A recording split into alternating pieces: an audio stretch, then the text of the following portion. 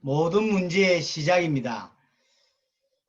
인간은 하나님의 형상대로 지음받았습니다. 창세기 1장 26절 27절에 보면 하나님이 이르시되 우리의 형상을 따라 우리의 모양대로 우리가 사람을 만들고 그들로 바다의 물고기와 하늘의 새와 가축과 온 땅과 땅에 기는 모든 것을 다스리게 하자 하시고 하나님이 자기 형상 곧 하나님의 형상대로 사람을 창조하시되 남자와 여자를 창조하시고 하나님이 인간을 이렇게 지으셨다는 거죠. 인간은 아주 하나님 앞에서 특별한 존재입니다. 하나님 앞에서 고귀한 존재로 지음받았습니다.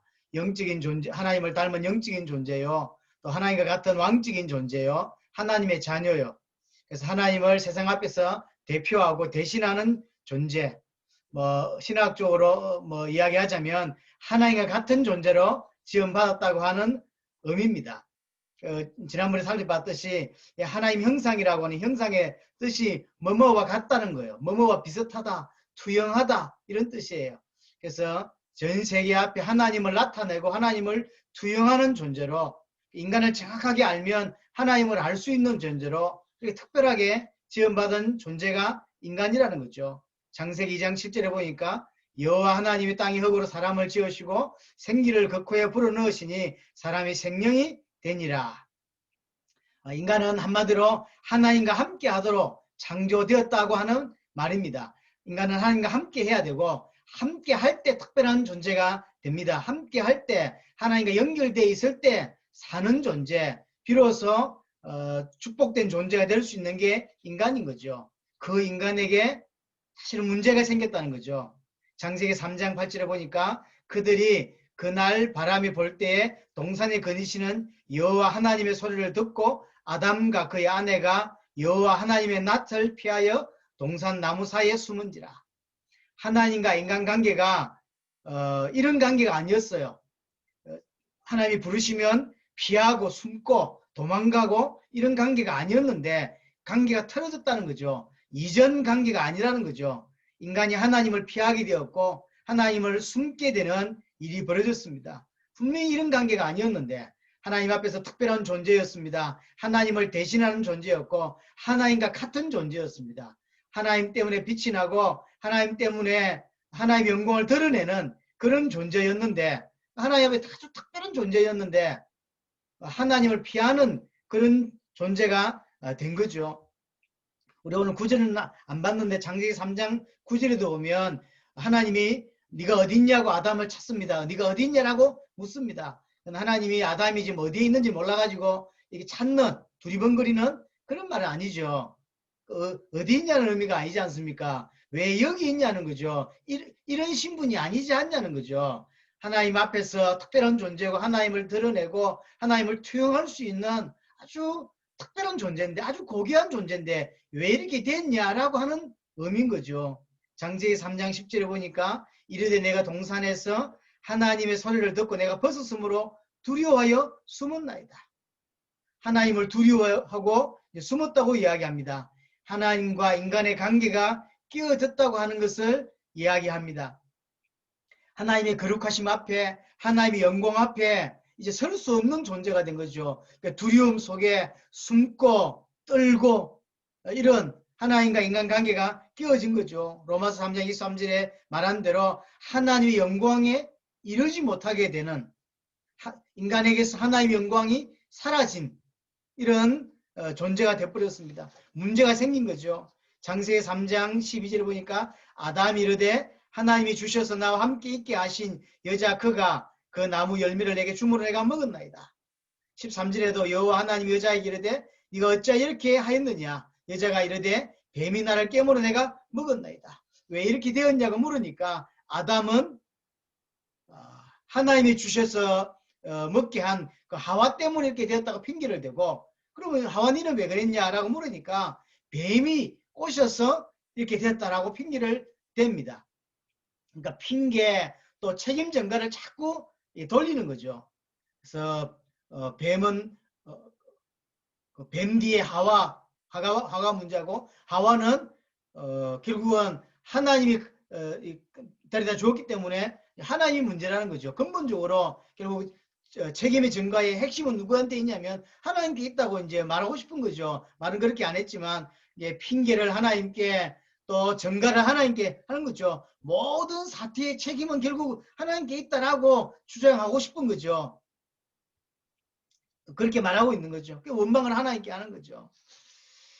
물론 핑계나 책임을 전가하지 않고 거기서 잘못했다 했다고 해서 이 문제가 사라지는 건 분명히 아닙니다. 그냥 이렇게 되었다는 거죠. 인간에게 특별한 존재였고 특별한 의미였던 인간이 정말로 문제가 맞다는 것이고 하나님 앞에서 하나님을 찾는 자가 아니라 숨는 자로 도망다니는 자로 이렇게 되었다는 거죠. 하나님과 인간 관계가 끼어졌다는 거죠. 이전 같지 않은 끼어졌음을 이야기합니다. 창세기 3장 특별히 16절 24절에서 인간에게 구체적으로 어떤 많은 문제들이 왔는지를 간략하게 설명합니다. 16절에 또 여자에게 이르되 내가 네게 임신하는 고통을 크게 더하리니 고통이 들어왔음을 우리에게 설명합니다. 이전에 인간은 고통이 없었습니다. 이전에 인간에는 문제가 없었습니다. 뭐 어떤 문제도 죽음도 경제도 환경도 뭐 어떤 인간관계의 문제도 어떤 문제도 없었는데 문제가 들어왔고 그 중에 고통이라는 게 들어왔습니다. 인간에게 있는 축복이라고 말할 수 있는 많은 것들 또한 자세히 보면 그냥 축복만 있는 게 별로 없습니다. 항상 고통이 따릅니다. 축복이라고 말할 수 있는 것조차도 고통이 따라요.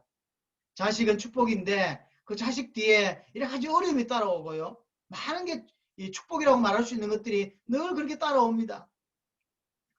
고통이 원래 없었던 거죠. 그러면서 네가 수고하고 자식을 낳을 것이며 그래서 고통 중에 특별히 자녀의 문제 아마 이것은 앞으로도 지구상의 가장 큰 문제가 될 수 있는 것 중 하나가 자녀 문제죠.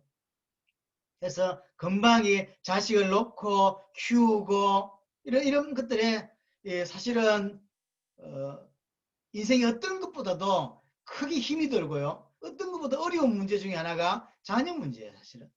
그뿐만 아니죠. 너는 남편을 원하고 남편은 너를 다스릴 것이라고 이야기합니다. 부부 문제죠. 가정의 문제가 발생했다는 거죠. 아무리 아름다워 보이고 아무리 좋아 보이는 가정도 깊이 들어가 보면 사실은 어려움이 있고 말할 수 없는 사정들이 많이 있습니다. 이 부부는 원래 각각 하나님 앞에서 특별한 존재였고 각각 하나님을 바라볼 수 있도록 그렇게 창조되었습니다. 근데 하나님과 단절되면서 문제가 발생하면서 하나님을 향하던 눈이 하나님께로 향하지 않고 자꾸 다른 데로 가게 되는 거죠. 여자는 자꾸 남편을 바라보는 남편이 어떤 또 다른 쪽으로 자꾸 이렇게 향하게 됩니다. 이게 하나님과의 관계가 틀어졌음을 이야기하는 거죠.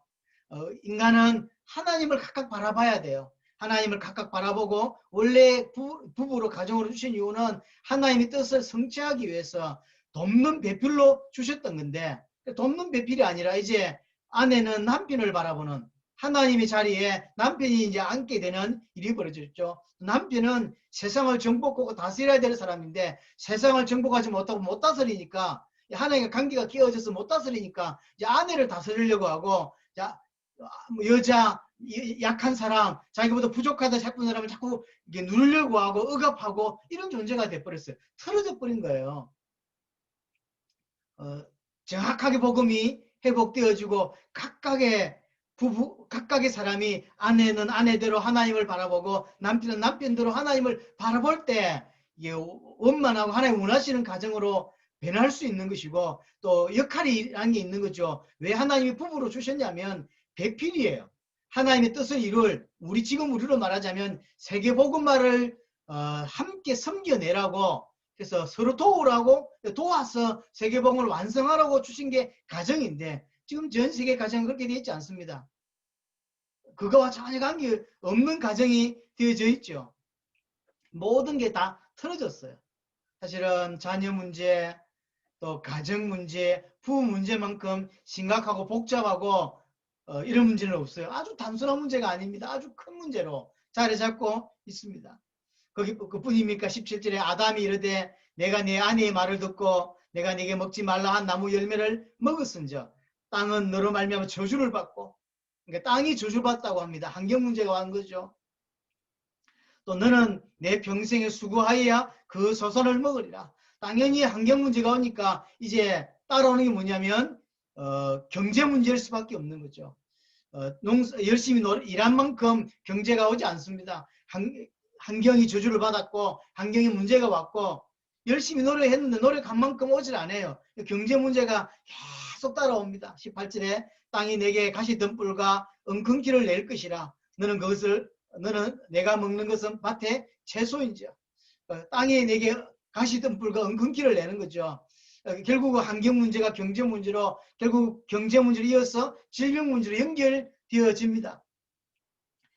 내 마음대로 안 됩니다. 계속 어려운 부분들이 가시덤불, 엉겅퀴가 계속 일어나고 또 먹는 것도 한계가 있고 먹는 것도 한정이 되어지고 그래서 건강의 문제까지 이 질병의 문제까지 오는 거죠. 환경 문제가 경제 문제로 경제 문제 결국은 다시 질병 문제로 연결되는 거죠. 이렇게 19절에 내가 흙으로 돌아갈 때까지 얼굴에 땀을 흘려야 먹을 것을 먹으리니 경제에 계속 어려움을 있을 것을 이야기합니다.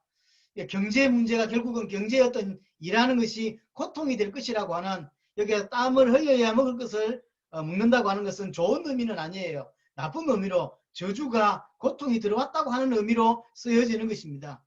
경제 활동이 결코 쉽지 않을 것이고 그 쉽지 않은 것이 계속 우리에게 어려움으로 고통으로 계속 다가오는 거죠. 인간의 타락으로 인해서 인간이 일하는 그 노동이 또 틀어진 그러니까 하나님과 단절되는 하나님과 관계가 이게 틀어진 이 사건이 모든 부분에 문제가 와요. 환경의 문제, 질병의 문제, 경제의 문제, 자녀의 문제, 가정의 문제, 부부의 문제, 그 외 기타 많은 문제 계속 다 틀어지는 거죠. 원래 부분이 아니라 다 틀어져 있는 거죠. 타락 전에도 노동이라는 건 있었습니다. 창세기 1장 28절에도 땅을 정복하고 다스리는 이런 역할이 인간에게 있었습니다. 노동이라고 할 수 있는 일을 했습니다. 그러나 그 일은 하나님의 뜻을 이루는 일이었어요. 타락하고 나서 하나님과 관계가 틀어지고 나서의 인간에게 일은 먹고 살기 위한 일이에요. 정확하게 복음을 듣고 이제 예수를 그리스도로 믿고 하나님과 관계가 회복될수록 이 노동도 바뀌는 거예요. 이제 다시 먹고 사는 문제로 이 먹고 살기 위해서 돈을 버는 것이 아니라 이 하나님이 주신 경제를 통하여 하나님의 뜻을 이루고 완성할 수 있는 경제로 갈 수밖에 없는 거죠. 다시 회복되는 거죠. 그게 올바른 거죠.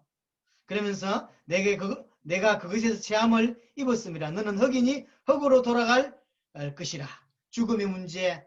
결국 이는 누가 뭐래도 이는 다가오는 거죠. 좀 심각하게 바라보냐, 좀 덜 심각하냐, 이 차이인 거죠. 많은 대부분의 젊은 사람들은 이걸 심각하게 보지 않고 그냥 살 뿐이고 어떤 사람들은 이걸 심각하게 받아들이고 고민하는 거죠.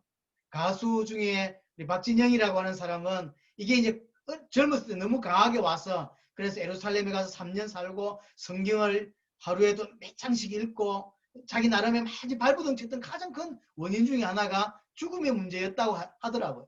어느 날 죽음이라고 하는 것들이 있고 그 죽음을 향해 내가 가고 있구나라는 게 들어왔다는 거예요. 가슴에. 이거는 해결할 수가 없고 어떻게 해야지 모르겠다는 거죠. 그래서 성경도 찾아보고 그래서 종교수석도 읽고 그래서 도저히 안 돼서 이스라엘 가서 3년이나 살고 자기 나라에 발버둥을 치는 거죠. 어떤 답을 그가 얻었는지 모르지만 정신을 차리면 차릴수록 인간에게 다가오는 큰 문제는 역시 죽음의 문제죠. 하나님과 관계가 틀어지면서 죽음의 문제, 내세 문제가 발생하는 거죠. 사람들에겐 답이 없습니다. 성경만이 이야기합니다. 왜 죽음이 왔는지. 한 번 죽는 것은 정하신 것이고 그 위에는 심판이 있다고 성경은 분명히 말합니다. 왜 죽음이 왔냐면 하나님과 관계가 틀어지면서 생명을 잃어버렸어요. 영적인 생명을 잃어버렸죠. 그리고 육체의 생명도 한계가 오죠. 영원한 생명 그것도 잃어버린 거죠. 그래서 사실은 지옥 가는 일이 벌어지게 되는 거죠. 하나님과의 관계 하나가 틀어지면서 모든 게 다 틀어져요. 하나님과 관계가 올바라질 때 모든 것들이 회복되어지게 되는 것입니다. 20절에 아담이 그의 아내의 이름을 하와라 불렀으니 라고 표현합니다. 이 말은 결코 좋은 의미는 아닙니다. 아담이 이름을 짓는 범위가 원래는 짐승이라든지 이런 거였어요. 근데 하와에게 이름을 지었다고 하는 것 필요해서 이제 지을 수밖에 없었겠지만 사실은 이게 짐승을 취급하듯이 그런 부분으로 그러니까 이 관계가 부부 관계도 많이 끼어져 있음을 설명하는 거죠. 그러면서 그는 모든 산자의 어머니가 됩니다. 앞으로 태어날 모든 사람이 지금 하와의 상태, 하나님과 단절되어서 저주받은 상태로 태어난다고 하는 의미입니다. 산자의 의미가 된단 말이죠. 그러니까 지금 내 문제, 지금 하나님과 단절되어져서 원죄 가운데 빠진 이 문제, 그래서 그냥 두면 지옥 갈 수밖에 없는 이 상태, 이것이 그대로 자녀에게 넘어가는 거죠. 21절입니다. 여호와 하나님이 아담과 그의 아내를 위하여 가죽옷을 지어 입히시니라. 하나님이 거기서 빠져나올 수 있는 답을 허락하시는 거죠. 22절에 여호와 하나님이 이르시되 보라 이 사람이 선악을 아는 일에 우리 중 하나같이 되었으니, 여기에서 문장이 이제 바뀌는 거예요. 그러면서 그가 그의 손을 들어라고 표현합니다. 앞에 이 부분은 이 사람이 선악을 아는 일에 우리 중에 하나같이 되었다라고 표현하고, 이것은 하나님의 독백이에요. 하나님의 독백. 이게 조금 더 정확하게 표현하자면 이 사람이 선악을 아는 일에 나와 하나였었는데 라는 표현이에요. 이게 하나님의 독백이죠. 쉽게 말하면 인간이나 하나님이 동일하게 선악을 아는 존재로 그랬다는 거죠. 동일하게 하나같이. 그랬는데 지금은 인간이 타락해서 이렇게 돼버린 거죠. 원래는 나와 같이 선악을 안 한 일에 하나 했었는데 점점점점점 독백이에요. 그리고는 문장이 바뀌어서 그가 그의 손을 들어 생명나무 열매도 따먹고 영생할까 하노라 하시고, 타락한 상태에서 또 영원할 수 있는 생명나무 씨를 따먹으면 안 되니까 그걸 이제 막게 되는, 다시 구원을 받을 수 있는 기회를 다시 허락하는 일이라는 거죠. 여하튼 23절입니다. 여호와 하나님이 에덴 동산에서 그를 내보내어 그의 거는된 땅을 갈게 하시니라. 24절 이같이 하나님이 사람을 쫓아내고 에덴 동산 동쪽의 그룹들과 두루 도는 불칼을 두어 생명나무의 길을 지키게 하시니라. 넷의 문제까지 원치 않지만 고통이 들어왔고 원치 않지만 이런 어려움이 들어왔습니다. 사실은 이뿐입니까? 우리가 생각하는 많은 문제들 전부 결국 하나님과 단절되면서 들어봤다는 거죠.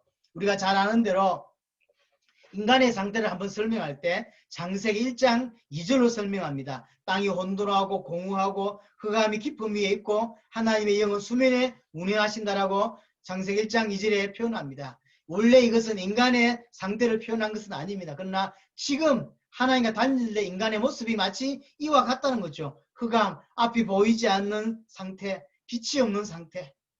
그러니까 어디로 앞이 안 보이는 거죠. 어떻게 살아야 될지 모르는 거예요.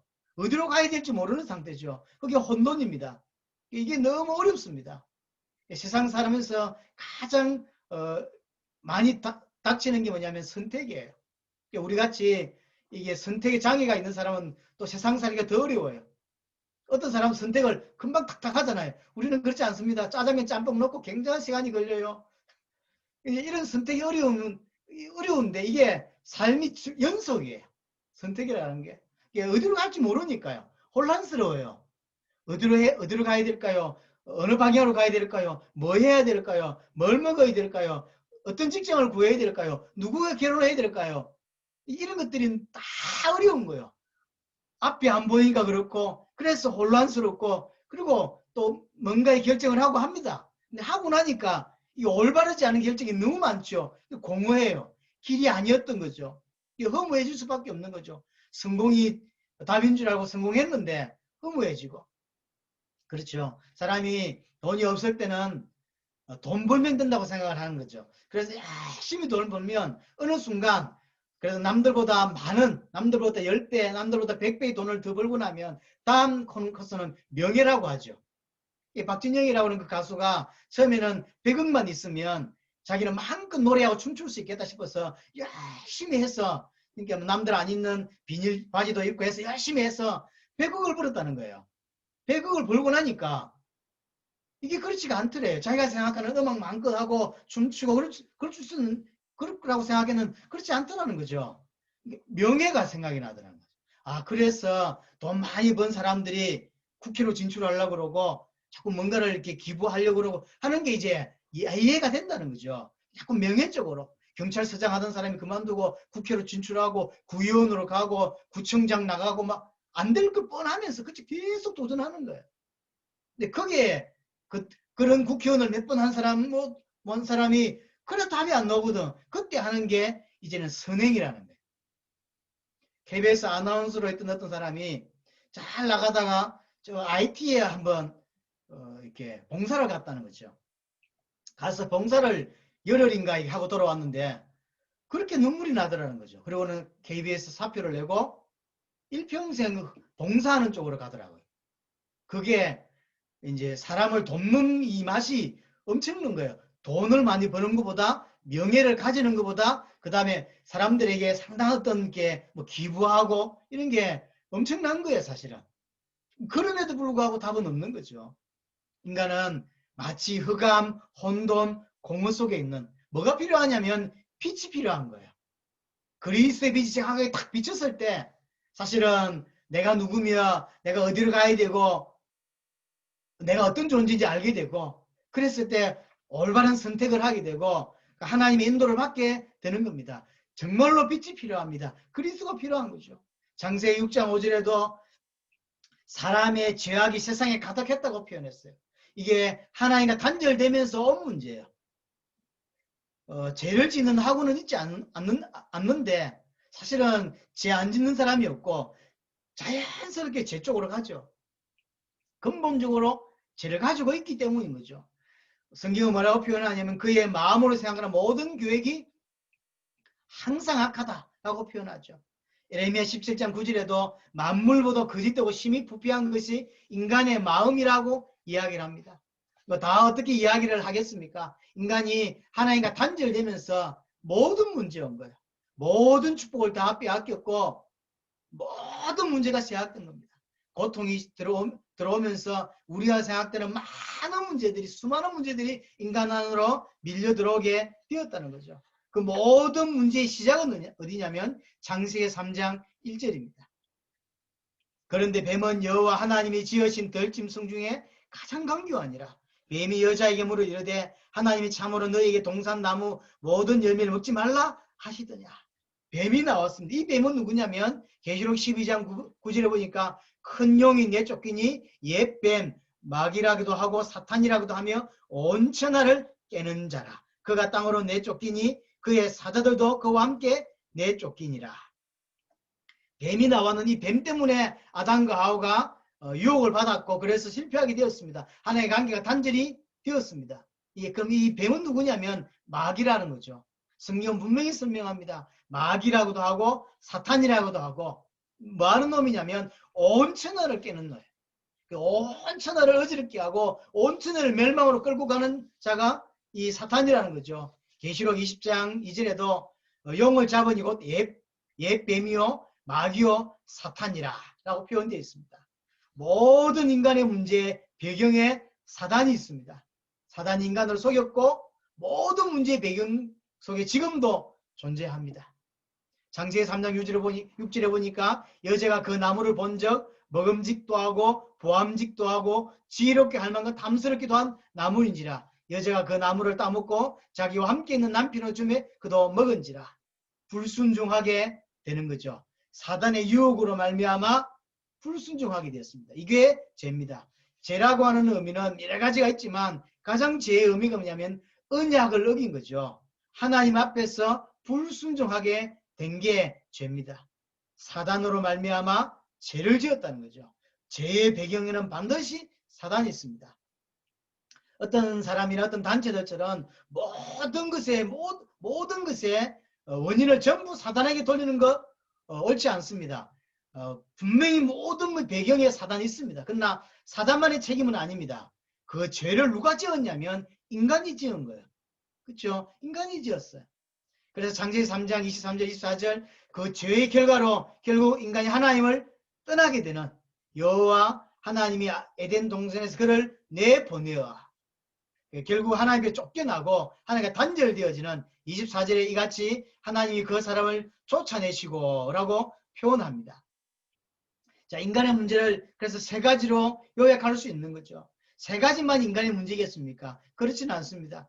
세 가지로 요약할 수 있는 아주 근본의 문제를 사단으로 인하여 인간이 죄를 지었고 그 죄 때문에 인간이 하나님과 단절되게 된 것입니다. 하나님과 단절됐다고 하는 의미는 원래 인간이 하나님 형상이었죠. 그 형상이었고 생명이었다고 하는 의미에서 알 수 있습니다. 생명이었다고는 하나님과 함께 할 때만 인간으로서의 역할과 인간으로서의 정체성을 회복할 수 가질 수 있는 거예요. 인간은 하나님과 함께 해야 돼요. 하나님과 단절된 거죠. 단절되면서 모든 문제에 올 수밖에 없는 거죠. 마치 우리가 잘 쓰는 표현대로 물고기가 물 떠나면 고통당하다가 죽죠. 똑같습니다. 인간은 하나님 안에서 살도록 지원받았고 하나님과 함께 해야만 되는 존재로 지원받은 것입니다. 하나님과 단절되니까 모든 문제 올 수밖에 없는 것이죠. 인간의 문제는 하나님과 단절된 문제예요. 왜 단절됐냐면 죄 때문이라는 거죠. 왜 죄 지었냐면 사단의 역사예요. 이 세 가지로 말미암아 인간은 모든 문제가 들어왔습니다. 지금 인간이 경험하고 있고 느끼고 있는 모든 문제, 사실은 그로 말미암아 들어오게 된 것입니다. 우리에게는 해결책이 없습니다. 아무리 발부동을 쳐도 아무리 노력을 해도 어떤 종교를 가진다 할지라도 심지어 교회를 다닌다 할지라도 정확하게 인간의 문제가 뭔지를 모른다면 그 문제를 모른다면 그리스도가 어떤 의미인지 모를 것이고 그리스도가 어떤 의미인지 모르는 상태에서 예수를 믿는다고 하는 것은 그냥 종교에 불과한 것이죠. 예수가 누군지 모르고 그리스도 이름의 뜻이 모르고 그리스도가 하신 일이 어떤 것인지 모르고 그 십자가 부활로 결국 어떤 일이 벌어졌고 내게 어떤 일이 일어났는지 모르는데 예수 이름을 불러본들 하나님 이름을 불러본들 성경 공부를 해본들 사실 아무 의미가 없는 거예요. 성경을 통해서 하나님은 예수가 누군지 또 예수를 어떻게 믿어야 되는지 예수를 그리스도로 믿으면 어떻게 되는지를 상세하게 정확하게 설명합니다. 그 중에 가장 중요하게 심각하게 자세히 봐야 될 것 중에 하나가 인간의 문제가 어디서 시작되었고 어떤 결과가 왔느냐는 거죠. 이것이 우리에게 심각하게 다가와져야 그리스도가 정확하게 보여집니다. 그러니까 인간의 가진 문제가 별거 아니면 그리스도 별거 아닌 거예요. 그렇게 느낄 수밖에 없어요. 그렇죠. 그래서 우리가 떠야 될 눈 중에 가장 중요한 것 중에 하나가 뭐냐면 인간의 문제의 심각성이에요.